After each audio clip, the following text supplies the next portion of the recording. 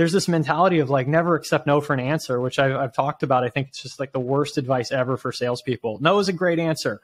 Move on. Yeah. I remember an analysis we did once of looking at like how long a deal had been in the pipeline. This is like a pretty quick sale. If something had been in the pipeline for more than 60 days, its chances of closing were like sub 5%.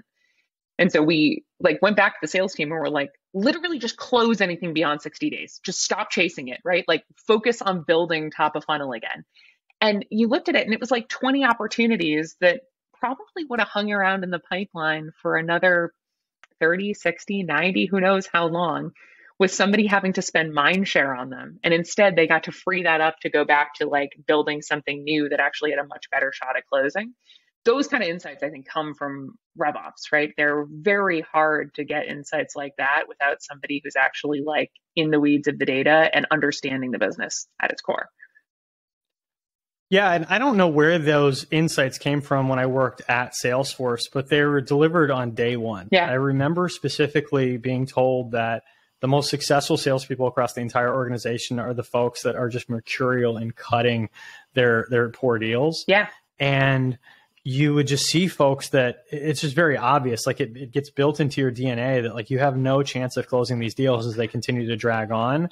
And I think it's just natural for a salesperson, especially in organizations that are not like Salesforce, that you just chase everything. Like there's this mentality of like never accept no for an answer, which I've talked about. I think it's just like the worst advice ever for salespeople. No is a great answer.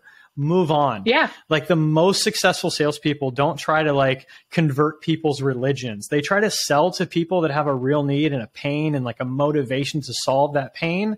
And if they talk to somebody that's not there, they cut bait and run and move on to the next, prospect. And sometimes sales gets really hard, especially as you get later stage and you're negotiating over price and contracts and terms. But like, you need to have a customer that has a real need and a pain and a motivation to solve it.